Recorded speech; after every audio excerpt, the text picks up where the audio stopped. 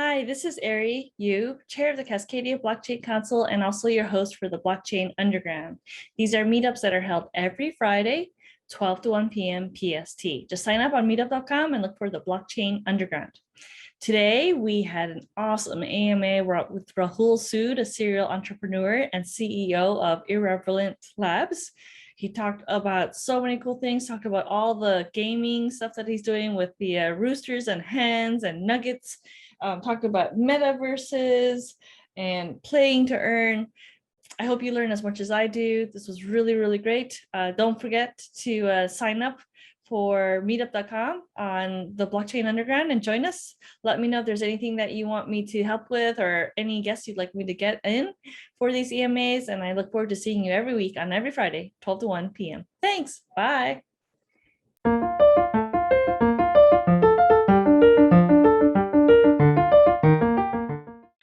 Thank you everybody for joining. I'm sure more folks will join as we continue on, but we have Rahul Sood, the serial and very sophisticated, experienced entrepreneur with us. Thank you, Rahul, for joining us. Not everyone knows you, so would you be able to give us more of the long form introduction of yourself? Like, how did you get into startups? How did you get into crypto? And why did you start Irreverent Labs? Yeah. Okay. So yeah, I'm Rahul, and I don't know about sophisticated, but certainly I've been an entrepreneur in the gaming space for a very long time. In the video game space. I started a company many years ago that built really high performance PCs called Voodoo that it got acquired by HP. I've been a gamer since I was a kid. I helped to start and I fund a company that built AR and VR headset, sort of like Oculus, but it had cameras on the outside, and it was a more less isolating experience, you could say, and it was called Vervana. It's based in Montreal, and that company was acquired by Apple a few years ago. And along the way, I also was at Microsoft for about 4 years. And at Microsoft, I started Microsoft Ventures with a guy that was in Microsoft Research at the time. Really smart person. His name is David Raskino. And we worked together building Microsoft Ventures. And then eventually I left Microsoft to start Unicorn, which was became the biggest esports betting company in the world, esports and video games. And we were building on blockchain in 2014. And we we had been through a lot of ups and downs. So we went through a major regulatory challenge in 2018, which we were able to finally settle. And luckily we ended up in a great place where we were acquired by one of the largest wagering companies in the world. It's called Entain. So we sold last August. And the reason why I brought up David was because after selling Unicorn to Entain, I got in touch with David again. He had left Microsoft after I left, and he got into the venture space. And then he went back to Microsoft to work on this new team. It was a team that, like, I don't know if you guys know, but Microsoft created a division around security, like a specific security division. And in there, they had a team that was building, it was like a cyber defense team. And he ran the machine learning team. And his job was to thwart nation state attacks against the United States government, basically, like really crazy stuff. Wow. Yeah, and he called me after Unicorn sold and just said, "Hey, what are you working on?" He was telling me what he was doing, and he was building some really neat machine learning bots outside of Microsoft that were doing some interesting things. And I told him I wasn't sure, but I had this really dumb idea for a game, probably the dumbest idea I've ever had. And I thought it'd be really interesting to bring in like artificial intelligence into the game. And he loved the concept, loved the game. We spent a morning laughing over coffee about it. And he decided to join me. And it took about 2 weeks and like 8 days of meeting with VCs. and we ended up raising $5 million. And the only reason we raised is because of the deep modeling that we built around this game. And yeah, it's wild. It's been very, very interesting getting it up and going. So one other thing, Yeah. I'm sort of really deep in the play to earn gaming space. Yeah. So there's a game on blockchain called Zed Run, which is a horse racing game that I was actually the first investor in this with my partner from Unicorn. And just kind of watching the growth of this space and how like unbelievable it's been, especially in the last year and a half. It's a space that I really believe in. I've always believed in blockchain. I believe in the technology. I'm a Bitcoin maximalist, which means I love Bitcoin, and I think it's the only true hard money to actually invest in. But that doesn't mean that I'm not willing to explore other blockchains for the purposes of gaming and entertainment and things like that. So so even with the regulatory challenges we went through, I'm still a big believer in blockchain. And I just think that we need more regulatory clarity. But as a pioneer, as an entrepreneur in the space, I don't really care about the fact that regulators are still trying to learn about it. I just want to keep forging ahead and building great things, and we'll cross that bridge when we get there. Wow, awesome. I'm surprised you didn't like take some time off and like host for a while. And I know. Yeah. yeah. Well, it's a good point. I've always thought like, yeah, I would take time off. I was actually planning on getting a place in south somewhere and spending a couple of years doing nothing. But I did that before after Voodoo sold to HP, and I found that I started to lose my edge. Like if you sit around and you don't do anything, like I was building remote control cars and helicopters and things like that. Eventually you start to lose your edge, and then you kind of doubt yourself, like, what are you going to do with your life? Yeah. And because I love gaming, and because I love this space, and because this idea was really just a really dumb idea, like honestly, it just is. It's just we're having so much fun, and we've built this team of people that are world class at what they do, and now they're working on stuff that they never thought they'd be working on. So yeah, I don't know. I feel like I'm not really working as much as having fun. Well, it's maybe your life's work. One of your final. It is. I would think this is like my piece de resistance, you could say. But when you hear what it is, you'll probably scratch your head wondering what kind of drugs are these guys on. Can you talk more about it? I know last time we talked, you were like, I can't talk about it, but can you talk about it now? We can talk about it now. Yeah, for sure. So we're building a video game. It's a fighting game. It's based in the future.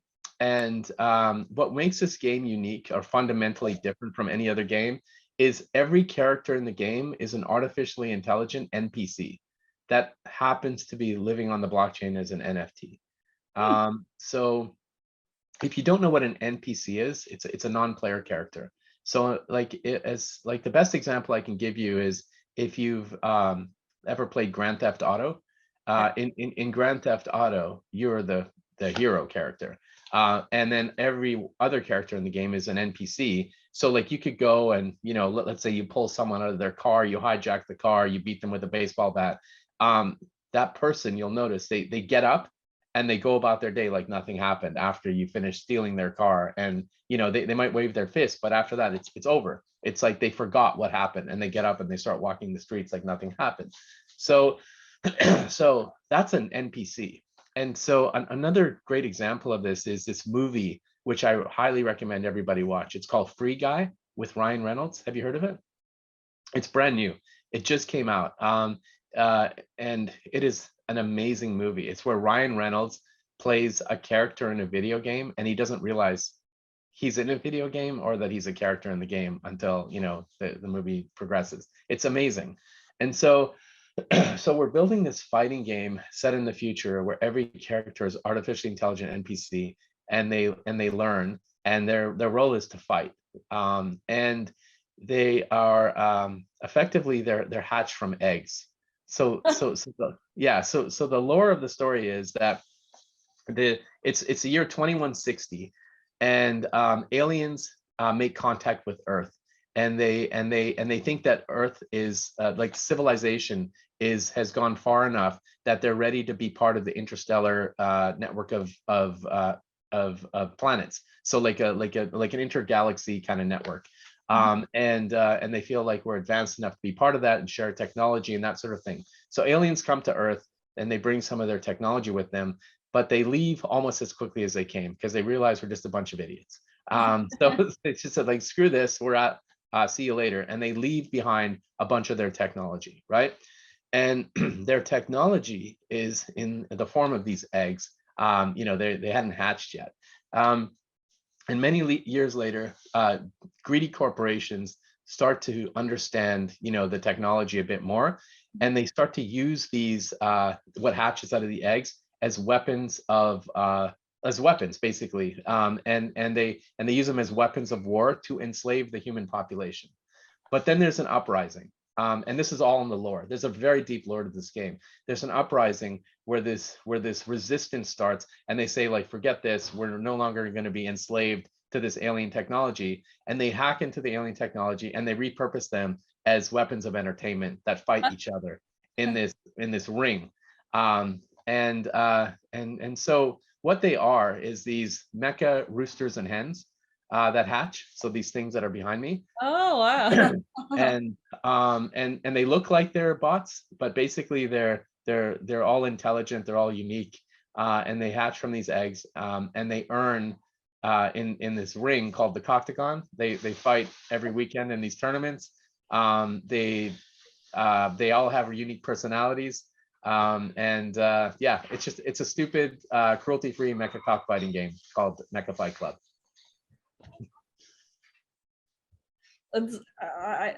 I don't play enough games, so I'm just going, whoa, okay. So do you ever see the Disney movie Big Hero 6? Yeah. So is it like those kind of like those little robots that they play with in the beginning that fight each other, but they're like robot chickens? So sort of like essentially, think of this like a futuristic version of Pokemon, where the characters that you own, you build attachment to them. So we're building a series of mini games here. But effectively what you're doing is you're buying this bird that is individually unique. Actually, you're buying an egg. Every egg is unique. And what's going to happen is people are going to buy these eggs. And these eggs come with a provenance card, which tracks the entire history of what hatches. So it tracks their professional fighting history, it tracks their amateur fighting history, and it sort of like has statistics and things like that. Then it comes with this countdown called the countdown to the hatching. And so at the hatching, these eggs hatch, and they reveal these mecha roosters and hens, which are all unique. Like, so there's unique color game theory in this game. They all have bionics. Like, you can see this yellow bird behind me has this like this blue, bionic on its chest, which is a reactor. So they all have reactors, and which is for like endurance. They have bionics in their beaks, in their combs, in their claws, and things like that. Hens are more rare than roosters. So hens are not only smarter, but they're only 40% of the population, and you need hens and roosters to breed. We used chicken DNA when we created these things in the AI. So really? So yeah, really. So when you meet my partner, you're gonna realize what a kook, like, like the whole thing is. Like, he's very smart, but he's also got like a really interesting sense of humor. But basically, we use chicken DNA to kind of derive the personality of the birds. And we use chicken DNA from a very specific type of chicken. And so every bird has their own unique personality. They have their own unique fighting skills. And your job as a player is to learn about your bird and how good, what type of fights that they're going to be good at. So the gameplay is pretty interesting. It's like you'll get an email on a Friday night, Ari, that'll say something like, "Hey, your rooster Oprah, or your hen Oprah Henfrey is going to be in the ring facing like RoboCop on Saturday night at 7 p.m. And here's a link to watch the fight. And it's going to show both the birds and their cards and their history. And you'll look at like you might look at RoboCop and say, okay, well, Oprah Winfrey's going to kick the shit out of this bird, like no question, right? And whether or not you watch it, that's up to you. The fight's going to happen no matter what, and you're going to see the results. Or you can buy a fight pass using this in-game currency that these birds fight for, which right now we're sort of the code name for them is nuggets, but basically they earn these nuggets in the game, and through a protocol that we were developing called proof of play. And so you can buy fight passes to avoid the fight. If you do fight and your bird gets really beaten up, you go on a 10-day cooldown period where you can't breed them, you can't fight them, you can't do anything with them. But if they, if they win, then then they win. So there's stuff like that we're doing. We're creating this really interesting AR, app for amateur fighting, and it allows you to do bar fights, with your friends, and then it trains your bird, but it also gives you like a more connected experience with your character as well, because you get to take your whole chicken coop with you to anywhere you go, and you can show your friends in the real world, you can do pictures and videos with them, that sort of thing. It is wild. It is really just an interesting game. Yeah. It sounds crazy. Like I just want to like check it out. Like right now, I'm assuming like it's not ready to play right now, is it? Not ready to play right now, but we're building community now. So we just announced the game last week. We now have over 8,000 users in our Discord, and it's growing. We're doing no paid promotion. We're not asking people to go out and like do things like to get people in unnaturally. These are like 8,000 unique people. A lot of interesting people from all over the world. Russia seems to be one of our largest ones, other than obviously English speaking, but there's a lot of Russians in this. And there's Ukrainians, there's people from all over the place that are super interested in this game. And we're basically building the biggest fight club in the metaverse, based in the year 2140 in Las Vegas. And the skyline is different in Las Vegas in the year 2140, but not completely different. So you'll notice things like the big wheel is still there, the MGM Grand is still there, it's big and green, but it all revolves around the Octagon. And the cool thing about the game is there's just so many elements to it. Besides the fact that these characters are all unique and they're owned by the users, there's a massive sort of creator world that we're building. So we can have artists, put their art out there. Musicians can, add music to the game, that sort of thing. So we're building this really interesting creator economy in this metaverse, which is all about fighting. Wow, that's crazy. And I bet you didn't pick 2140 by accident. Wink, No. wink. No, yeah. There's a really cool lore about Satoshi as well. You gotta, if you join our Discord and you go to the lore section and read the stories, you'll start to see where this is going. It's very funny. Can you type in and share the Discord link? Yeah, absolutely. I can do that. Yeah, that sounds amazing. And to grow a community of 8,000 so quickly, that's also feeling amazing too. Yeah, we're pretty happy about that. We have some we also have some great investors that we haven't leveraged quite just yet. But when we started out this concept, and I'm sorry, I'm typing here, so I'm just gonna put in my my Discord. You're raising again soon. Well, so what happened was David and I decided at the beginning that we're just gonna build out this concept and do some modeling using this team that he started to assemble.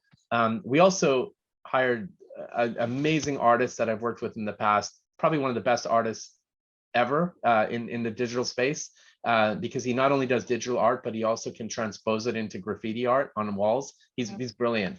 And then everybody that we've hired on the team is people that we've worked with in the past, so people that we're familiar with. We hired the previous creative director at Unicorn, the storyteller that was at Unicorn. We hired we have this really great game studio that we built, that's building it all in Unity, so in 3D. We built our own blockchain and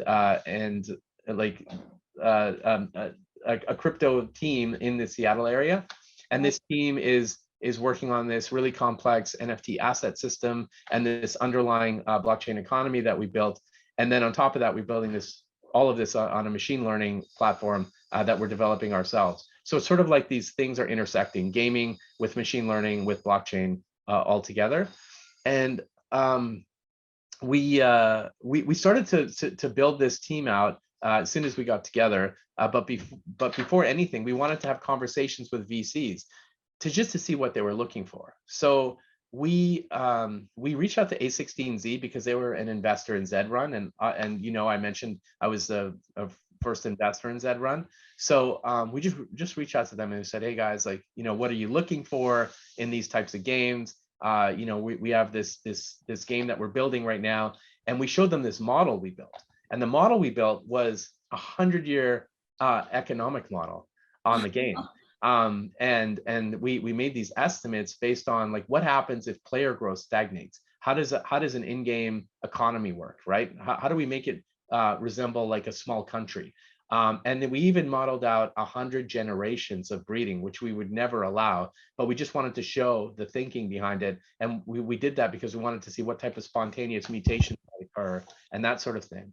And when they saw this, they just lost their shit. Like they just said, we want to invest now. You know, they decided to invest immediately. And I was going to put between David and I, we're going to put $4 million ourselves and just grow the business. But instead, we raised 5 million in 8 days and just started going. So yeah.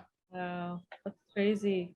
Well, if you do raise, definitely let us know, because I'm sure a lot of us would like to learn about it. Well, we got Andy Liu. So I don't know if you know Andy Liu from the Seattle area, and then yeah, and then Andy Sack as well. Andy Sack started a crypto fund called Keen Crypto. He's also a big time Zed head, so he's got a bunch of horses as well.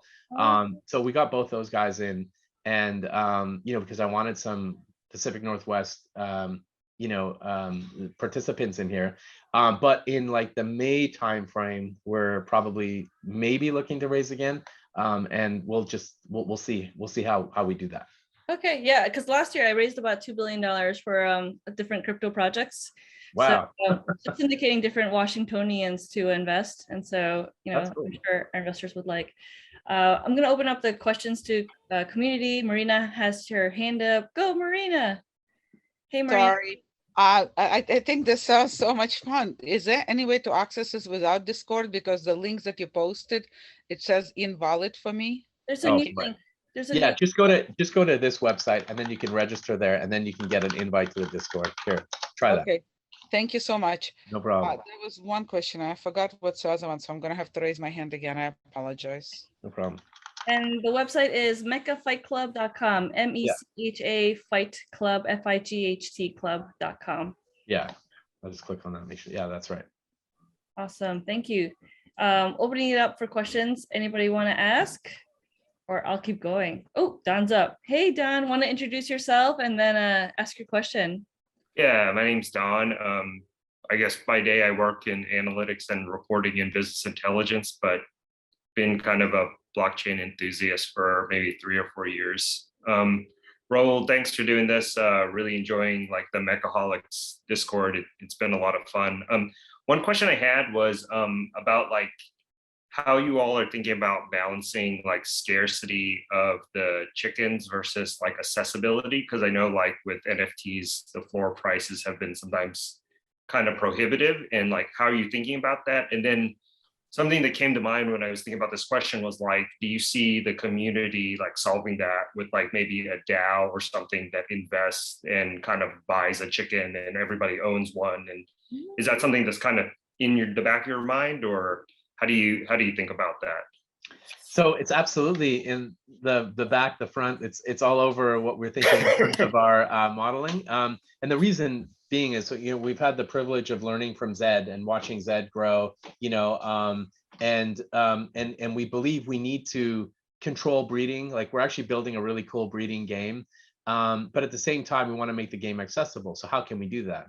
And you know, without giving too much away, I can tell you that this lore is the story is basically 41,000 eggs were brought to Earth from the aliens, right? And we've only recovered, and excuse me, like if please remember, we call ourselves Irreverent Labs for a reason. So if you take offense to, you know, really bad humor, I apologize in advance, and I'll give you some more context about this. But we're releasing 6,969 eggs.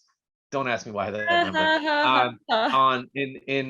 In March, and then after that, we haven't really discussed like what what then? How do we, because basically we liberated Las Vegas from these evil corporations that were using these birds as weapons of war, and we turned them into weapons of mass entertainment. So what are we going to do when we go liberate another city, right? How many eggs are going to be released, and what exactly are inside those eggs? So we haven't gotten into that just yet, but if you keep an eye on the lore and the story, you'll start to put things together and get where it's going. But do know that we are very aware of what we need to do to make the game accessible to people, in the Philippines and in India, as well as people in the US and like Germany and other places where they can afford, like nice things. So we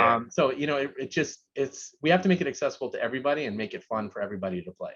Yeah. Cool. So Las Vegas is just a starting point. Yeah. Yeah. Las Vegas is just starting point. And like on that point that I was saying about humor. So look, I'm just going to come out there and say it, right? We've clearly this is a ridiculous game. The fact that we're having these amateur fights in an arena called the Cockpit, that these, we're doing tournaments inside the Coctagon. Then every few months, we're having these massive Royal Rumble style tournaments and it's called the Apocalypse. We haven't really announced that yet, but that's kind of the stuff that we're doing. And then, when these birds hatch, they choose their name. So they hatch, and you're going to see this beautiful animation. Like if you own an egg at the hatching, you're going to see this beautiful animation of your bird hatching from this unique egg. Every egg is unique, by the way. This isn't just some 2D PFP picture of an egg. Every egg is unique. They look unique. And then when it hatches, this unique bird pops out and it picks its name. And the names are just really funny. So some of them are just like whatever. We have like this white bird, which is more of a common color, but it's called Snow White, and the bird's name is Sean White. We got Oprah Henfrey, Henanam. We have this one female bird, which you'll see around the internet soon, but her name is Honeypot. And then we have we have this one bird that's a really rare black color. It's called Centurion Black is the name of the color, and it's like less than 3% of the birds will ever have this color. His name is BBC, and again, I apologize to anyone who takes offense to bad humor, but this is the game that we're building. We're building a game with a really ridiculous sense of humor. And so the point that I'm making is that when we approach A16Z, we approach Ariana Simpson, who leads their crypto, right? And she brought in 2 other women from her team. There was no men in the room during this pitch. And so David and I were like, holy shit, what are we going to do? We got to explain this game, to these ladies and make them understand that this is all about being inclusive. Hens are more rare. 40% of the hens, are the population, and you need hens and roosters to breed. But it is a really in many cases, people would think that this is in poor taste, but it's really meant to be funny and kind of stupid. It took us about 8 minutes as we were getting into the meeting, where Ariana, she just writes notes and looks up, and then she started laughing when she saw the hen and said, now that's really cool. And they totally dug it, and they really loved the machine learning element of the game. They just got it. And I think that's what we're looking for, is people who get it, who aren't as sensitive to things like that, and they're just ready to laugh again. Yeah, awesome. I just sounds so much fun. I really want to check this out. I can't wait. I'm definitely gonna go join the Discord. Brigitta, your hand is up. Would you like to introduce yourself and then ask question? Sure. Thank you so much. Great story. So my background is healthcare, and I'm always interested in the gaming ecosphere as a means by which we can sort of tinker at low cost and tinker with human behaviors at low cost and figure out what works and what doesn't work before we port it into, other arenas. And so what I really like about what you're doing is it's a medium by which we can propose a new narrative, propose a different narrative and allow people to participate in that narrative where they're not reading words on a page. They have this much more immersive and interesting experience.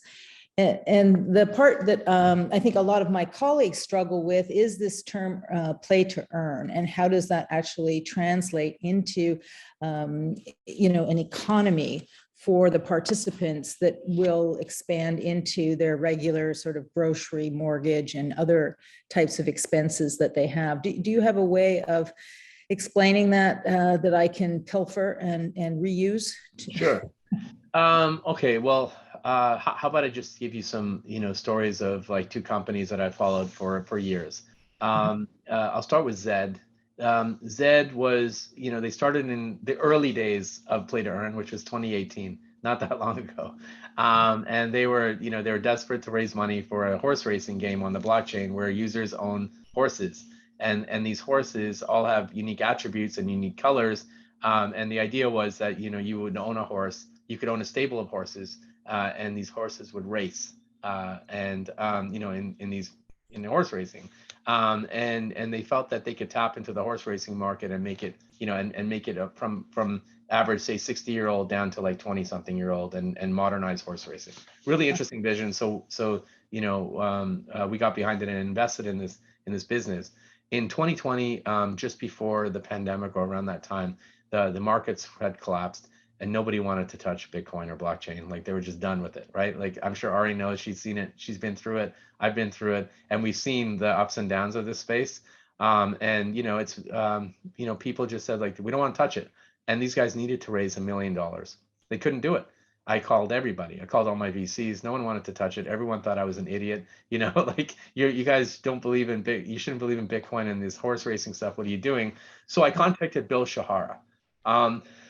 Bill was co-founder of Bittrex, which is this big cryptocurrency exchange in Bellevue. And I said, Bill, you got to invest in this company. And so he looked at it. He spent about 5 minutes on it, and he decided to write $1 million check at an $8 million valuation. These guys are now in the mix of doing I think it's going to be over $800 million valuation, less than 2 years later. And that's one game. And I'll talk about the economies in just a minute. Okay. The other one is Axie Infinity. Axie Infinity is a game where, I'm a gamer and I've been playing games for forever. And I don't find it very fun, but I know some people that do. Axie Infinity is a game that requires you to own these axes, and you go into these like little mini battles and stuff. And again, they were grinding away in 2021. I think they hit $100,000 in revenue in January, roughly. And by November, they had raised $500 million at a $3.5 billion valuation because of their incredible growth that they've had. And the way you should think about it is these are games where the participant gets to own the character in the game. Whereas games like League of Legends, where it's a closed ecosystem, you might buy a skin for your character, but you cannot transfer that skin outside of the game. You don't really own anything. If they ban you, they ban you and your account is dead. You basically just bought a skin to make your character look good. But there's no real attachment there because you don't own the character. There's nothing unique about that character. If I play Teemo in League of Legends and Arry plays Teemo in League of Legends, we both play Teemo. We don't own Teemo. And in a game of that's like these blockchain play to earn games, you own the character. And in some instances, at least in one instance, these characters are artificially intelligent, unique characters that have their own personalities that learn over time, and you become attached to it. So now you own the character, and then what do those characters do in the game? In our game, these characters live to fight, and they fight to earn these quote unquote nuggets that we're creating, and those nuggets can be used in multiple ways in the game, and they're on the blockchain. The key to these nuggets is that we don't charge for them, and you earn them in the game, and then people derive whatever they want out of it, what they want to do with them. Mm-hmm. So, and does this cover I've heard stories that others in Philippines and other places use this as a mechanism income. Yeah, in Axie Infinity in particular, but there's other games as well where, you know, there was a period of time during the pandemic where they quit their jobs, like taxi drivers and people who worked in grocery stores and stuff all quit their jobs to go play Axie Infinity, and the government was wondering what the hell's going on. No one's working anymore because they're all at home making 3 times as much playing a video game, and it was wild. And so they really, and Axie was basically they were managing a economy bigger than many small countries. It was unbelievable. And it's still unbelievable. I mean, it's created a community of people that love the game, that create videos and all sorts of fandom around this game. And that's what's happening, I think, with us right now. You know, we've got users creating memes and, you know, videos and you know, just like fan stuff that we're not really asking for. They're just doing it because they love the art, they love what we're building, they love the lore. And I think we've tapped into white lightning. Like, I really believe we've struck lightning, and we'll see where it goes. But I think we're almost there. Thank you so much. Thanks. Amazing, Rahul. You're awesome. We have a queue of hands up. Marina, Harish, and then Francis. Marina, go for it again. And you want to give a quick intro of yourself? I forgot to ask earlier. Oh yeah, sure. So I've been on the blockchain since the 3rd Thursday of June of 2009. Okay. I love playing games, but only board games. I never played a video game, but this sounds like fun. I just sign on your website. But the question, so when you win nuggets, do you win nuggets first of all? I don't want to put words in your mouth. Well, you don't win nuggets. Your player, your Mechabot does. I don't understand the difference. When you, without my consent, put my bird into a fight. Let's say my bird wins. What happens then? Your bird earns nuggets. Okay, and what do you do with those nuggets? You can use them to use. There's multiple ways in the game where you'll be able to redeem those nuggets. You do whatever you want with them. You can save them. You can spend them, you know, on recovery. You can spend them to breed. You can spend them in various ways in the game. But basically your bird collects them. So you decide for your bird what to do with them. So besides recovery and there's other stuff that I can't talk about yet, but you'll see in our roadmap as it comes out what you can do with them. Okay. And how much of a nugget do you win versus how much the bird costs? Like, what's percentages? So I'm not prepared to share those numbers with you right now because we haven't even talked about how much the birds cost yet. So I didn't know that. I thought it was live. I apologize. I was very late as usual. You'll know when you if you sign up on the site and join the Discord. You'll know, you know, all those questions. It says it's invalid. I have no idea why. I tried it twice. Your link is invalid. That's what it says on the Discord. But I did sign on a site. Okay. So I thought it was live. I was trying to figure out how to do it. But anyways, the other question I had, do you mind putting the name of that horse race game in the chat? Yeah, no problem. I'll do that. Thank you. Yeah, if you go to the site, by the way, and click on the Discord link at the top, it works. Try that. And the horse. We'll try that, and I will let you know in the chat if it worked or not. Yeah. Okay, everyone check out mechafightclub.com, and it's Mecha, MECHA, fightclub.com. And then as Rahul writes Z.run, which is the horse race. We'll have the next question from Harish. Harish, want to introduce yourself? Come on video if you can. Yeah, probably not on video. You know, like probably sometime next week or something like that. But yeah, I'll just go ahead with my question. So I'm a software engineer for a while, for about 5 years or so, and you know, during that time, I've also been a big Dota player. You know, League of Legends. I think Dota is great, and I've probably sunk like 2,000, 3,000 hours in it. So I'm a big time, you know, Dota player. But yeah, and you know, like Rahul was mentioning, yeah, you do get skins and all these things for the characters, and you don't actually own them. And you know, Valve the maker of Dota, they can decide to do whatever they want with the skin or the character or the game itself. You know, when like Rahul was talking about Axie Infinity, the way that the players own characters and like, you know, whatever they can do with them and all that, that sounds great, but I have one concern in that the game and the characters, how they're made and all these things are still controlled and managed by Axie Infinity, the company, right? So it is on blockchain. It is like there for public to see, and maybe there are other people actually maintaining that blockchain, which are not affiliated with Axie Infinity, the company. But when the company decides to do something about it, or when the company even goes away, right, for some reason, the characters are there, but they may not be used as is, right? So there is still a lot of dependence for these characters on the Axie Infinity, the company, to exist and do what they're supposed to do, right? So how how different is it from the legacy system of gaming? So look, I think the point that you're trying to make is if the game publisher disappears, the game disappears. And exactly. And what we are Irreverent Labs. We're creating 100. So the idea is that we're creating 100-year gaming experiences. If you go to 100year.com, you'll go to Irreverent Labs. And the reason we think about it like this: we're creating the beginnings of what will be a fully decentralized metaverse. The biggest metaverse for like the biggest fight club in the metaverse, essentially. And we're making it possible so that creators will be able to participate. So when I think of what metaverse means, because metaverse is thrown out quite a bit, but when I think about it, I think about it like this.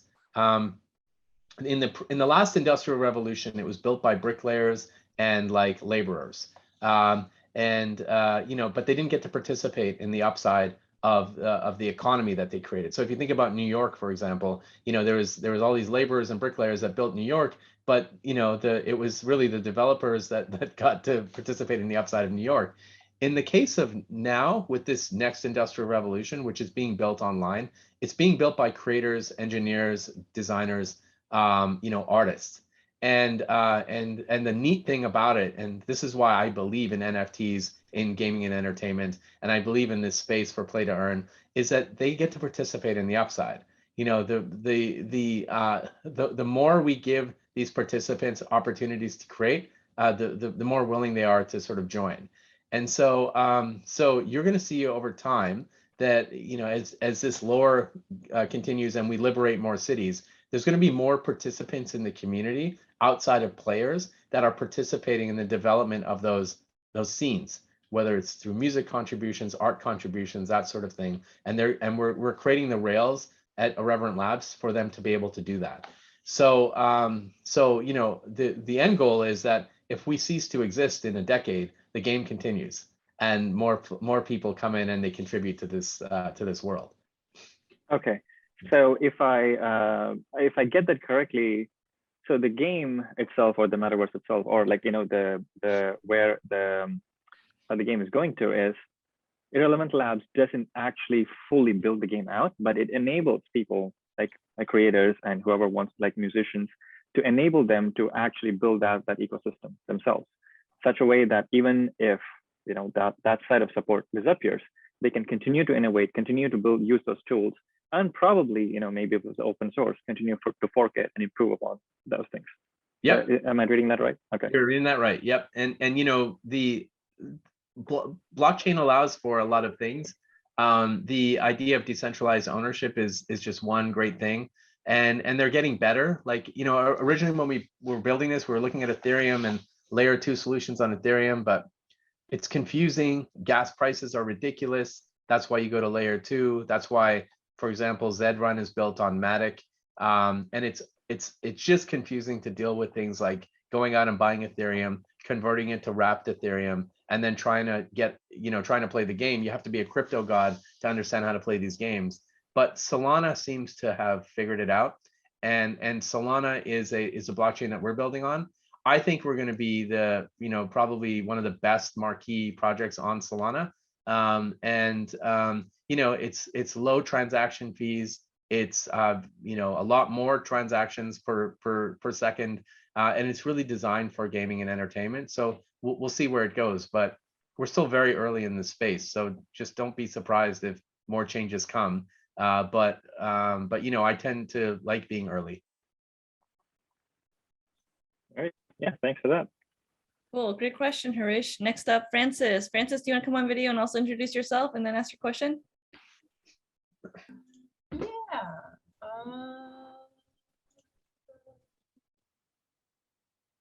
Lower hand, start video. Where are you? There you are. Hi. Hi. Hey, I work for a turnkey NFT publishing platform, and we are getting into the gaming space. So, like, our goal is to make NFTs accessible to everyone, and we're pretty much blockchain agnostic. So we try and release whoever wants to get into it. Either way, that's not my question. My question is, well, actually, one, I want the game is hilarious, and I'm trying to figure out ways to integrate the term Coctagon into my everyday speech because that's funny. Yeah. And then my other question is, we're getting into the gaming space.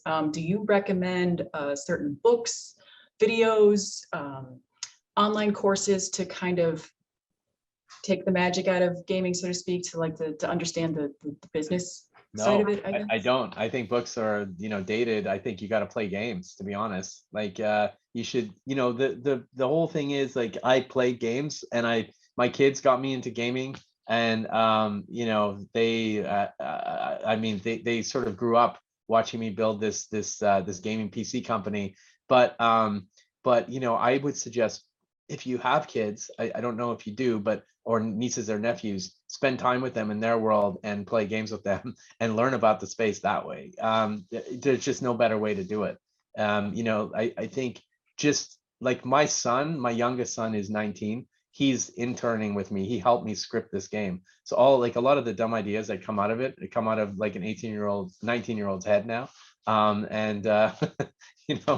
Here we are. So yeah, it's cool if you do spend more time playing games. I recommend, all kinds of games: Roblox, League of Legends, Dota, and even games like Grand Theft Auto and stuff, just to get an idea of where things are. And then even just like some of the movies out there, like Ready Player One, and I have to tell you, Free Guy is a visionary movie. Wow, like talk about an unbelievable movie. It's worth watching. Oh, sorry, you're on mute, Francis, but I think you said okay. Okay, great, thank you. Everyone watch Free Guy this weekend, ASAP. It's your date night movie. All right, Marina again. I'm sorry, you said the magic word. I hope you don't regret that you said it. Solana was down for a couple of times for quite long periods of time. How do you handle that?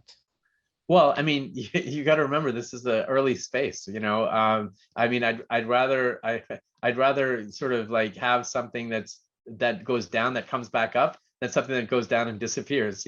So we've seen many blockchains come and go and fail, but we haven't seen a blockchain grow as quickly as Solana has, and has the backing that it does. So AWS goes down, Azure goes down, like all kinds of shit goes down. You just have to, deal with it. Thank you, Marina. Next up, we have Mark. Hey, Mark, can you come on video and also introduce yourself, please? Yeah. Hi, Mark. Working? Good. Hey, Rahul. Thanks for taking the time to come on. Mark Pace, former founder. I had a company during the first .com boom. Pretty much consulting with startups, working with startups. Currently a CISO at an elections company, so I'm dealing with U.S. elections. It's kind of tongue-in-cheek as well, because that's kind of where you're going with the game. I'm wondering if it's sentient or if these are AI. Kind of a joke question, but curious. What if it goes like it's sort of Britney Spears? Like you said, the nuggets are going to the chickens, and so we're the sort of keepers of the chickens, the parents, I guess, or Correct. Hens or cocks, whatever. Would they ever have the ability to then, say, well, I'm in charge of my own nuggets. These are my nuggets. These are my nuggets. Yeah, I mean, you mean will the bird have the ability to say no to the no? I mean, no, I don't think so. Although that's interesting. So there are things that the birds will do that you'll discover over time that make them, uniquely yours. But yeah, no one's ever asked that question. I got to talk to David about that to see if, but I don't think it's within the realm of possibility, to be honest. Okay. Yeah. Thanks. Yeah. Thank you. Cool. Thank you, Mark. Like the robots gain control of themselves. It's sort of like going back to Battlestar Galactica days where the robots become their own sentient beings and want to destroy the humans. We don't want that, right? Right. Right. Exactly. Yeah. I mean, that was the point. Like the robots were doing that. They're used as weapons of war against humans. And then the MFC resistance came in and reprogrammed them as weapons of mass entertainment to fight each other. So that's what they do. They're programmed to fight each other. As soon as they see each other, they fight. Marina has a follow-up question, which was around like, how do you deal with it? Like, it's okay, you deal with Solana going down and you're a big fan of it, obviously, but how do you deal with it maybe operationally when it does go down? I mean, like it's like anything else. Like if how do you deal with Azure, I guess, when Azure goes down? Like the internet goes down sometimes in quadrants. Like you deal with it. Basically, the game shuts down, you go to Discord, you say, sorry, everybody. Like it's all about communication to your community, letting them know what's happening, making them aware that this is happening. Solana will send out an outage on Twitter. I mean, considering how far they've come, going down twice is really not a big deal. It's, like I have a friend that runs AWS and the entire infrastructure for Amazon. And, when they go down, like shit hits the fan inside Amazon, but they're working 24/7 to make sure that it doesn't. But it still happens. Thank you. Hopefully that answers the question. Harish, I guess we can squeeze in one more question. Go, Harish. Okay, yeah, this is hopefully this doesn't take too long, and it's a fun question. So I was thinking about the story that the game is about, right? So 2140, the evil corporations that actually made the birds weapons and stuff. But I was just thinking, in 2140, won't everything be decentralized and there won't be big evil corporations anymore? Well, so if you actually go to the lore, you'll see it actually started in about 2060 when the aliens came to Earth first. And it sort of, click on the Discord and you'll see it's written like basically how many weeks before contact and how many years before the Las Vegas liberation. And so it's written in a way where it jumps around. But in 2140, they've already been liberated. Okay. Yeah, but I think the question was also at that point, or even maybe 2060, like the decentralization would have hopefully picked up, quite a bit. And this thing of evil corporations may not be that big of a deal at that point. That's my guess. Yeah, I don't know. I mean, it is in this world. They're still there. They're still evil corporations. So, but yeah, that's a good point. Yeah. All right, that concludes the community questions. Thank you so much, Rahul, for your time. And I could probably ask you a whole bunch more, but maybe just one more quick question. Like, what's the next big milestone over the next 6 months? Like, what are you headed towards? Well, we're going to do our drop, as it were, where we're going to launch 6,969 eggs sometime in March. I think they'll sell out. And shortly after that, there's the hatching. And then shortly after that, the fights begin. So we're not doing this drop until the fighting is ready. And the game is sort of, the first part of the game is ready to go. The neat thing about this game is it's sort of never ending. We got a roadmap of really cool features that continue to come out. And so you'll be able to use your birds, your mechabots in however ways you want. So it's going to be really, really fun. So in the next 6 months, we're going to launch this thing, and it's either going to blow up or it'll blow up in a bad way.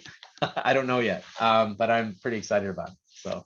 All right, so we're gonna go to mechafightclub.com and sign up and click on all the links and join your newsletter and Discord and all that sort of stuff. How else can people follow you if they want to follow Rahul Sood? Yeah, just best is on Twitter at Rahul Sood, or LinkedIn. You can find me there as well. my LinkedIn alias or whatever alias name is Serial CEO. And then, the other thing I just wanted to say is there's so many talented people in the Seattle area. And in particular, these are people who are working on solving very, very unique problems. And when we, when David and I got together and we started to build out this not blockchain team, the machine learning team, we were hiring people that were working on some serious, machine learning problems. There were people that identified the sources of the SolarWinds attack. These are people that were dealing with stuff for the Department of Defense around major nation state attacks against the United States government.